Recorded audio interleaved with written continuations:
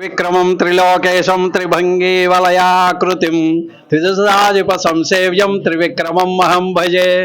ఓం శ్రీ గురుభ్యో నమః.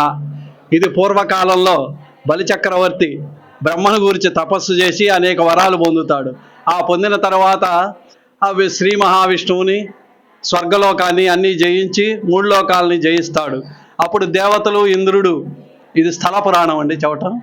అప్పుడు దేవతలు ఇంద్రుడు అడవులమ్మటి తిరుగుతుంటే అప్పుడు ఆయన తల్లి అతిథి కశ్యపుణ్ణి అడుగుతుంది, అయ్యా మన పిల్లలు ఇట్లా తిరుగుతున్నారు కాబట్టి మరి వాళ్ళ రాజ్యం ఎట్లా వస్తుందంటే, నువ్వు అతిథిని శ్రీ మహావిష్ణువుని గురించి తపస్సు చేస్తే ఆయన ప్రత్యక్షమై నీకు వరం ఇచ్చి అప్పుడు నీకు చెప్తాడని చెప్తాడండి. అప్పుడు శ్రీ మహావిష్ణువుని గురించి అతిథి తపస్సు చేస్తుంది. శ్రీ మహావిష్ణువు ప్రత్యక్షమై, అమ్మ నేను గర్భాన వామన రూపంలో జన్మిస్తాను, అప్పుడు బలిచక్రవర్తిని ఓడిస్తాను కాబట్టి అప్పుడు దాకా మనం ఆయన ఏం చేయలేము అని చెబుతాడు. అప్పుడు శ్రీ మహావిష్ణువు వామన రూపంలో అతిథి గర్భాన జన్మిస్తాడండి. ఆ జన్మించిన తరువాత 5వ ఏట పెరుగుతూ ఉంటే ఆయనకు ఉపనయనం చేసి ఆ చేసిన తరువాత వేదాలు నేర్చుకోవటానికి దేశాలు తిరుగుతుంటాడు. అప్పుడు బలిచక్రవర్తి విశ్వజిత్ అనే యాగాన్ని చేస్తుంటాడండి. ఆ చేస్తున్న టైంలో వచ్చినవాడు లేదనకుండా దాన ధర్మాలు చేస్తుంటాడు. ఆ చేసిన తరువాత ఈయన కూడా అక్కడికి వెళతాడండి. ఆ సరయూ నది ఒడ్డున ఈయన యజ్ఞం చేస్తున్నప్పుడు వెళ్ళి, అయ్యా నీకేం కావాలో కోరుకోమంటాడు. నాకు 3 అడుగుల దానం అడుగుతాడండి ఆ ఒటువు రూపంలోనే బలిచక్రవర్తిని.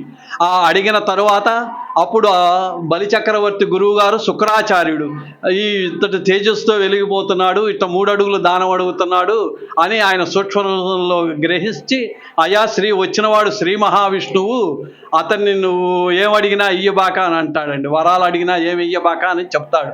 ఆ శ్రీ మహావిష్ణువు అంతటి వాడు వచ్చి వరం అడుగుతుంటే ఇయ్యకుండా ఉంటానా, ఇస్తానని చెబుతాడండి. అప్పుడు ఇస్తాడు. ఇట్లా సంవాదం జరుగుతుంటే ఈయన అడుగుతాడు, అయ్యా నాకు 3 అడుగుల దానం కావాలని అడుగుతాడు బలిచక్రవర్తిని.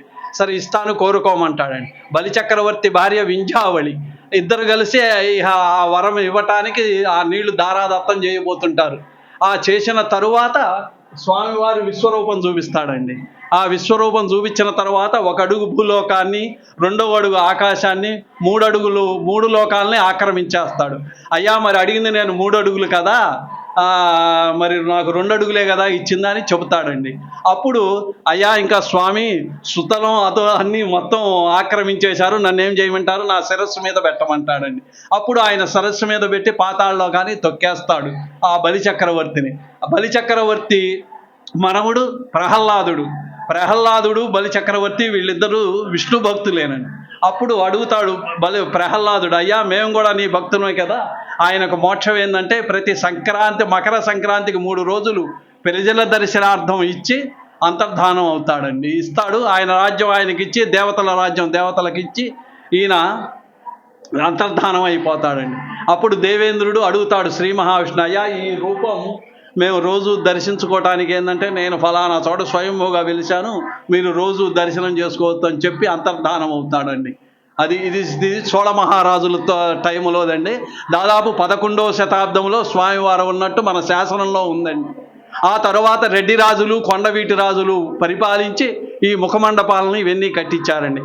ఆ తరువాత ఇది చిలకలూరిపాడి జమీందారు అధీనంలోకి వెళ్ళిందండి. ఆయన స్వామివార్లకి త్రివిక్రమ అగస్తేశ్వర స్వామివార్లకి మాన్యాలు ఇచ్చి ఆయన అధీనంలో పెట్టుకున్నాడండి.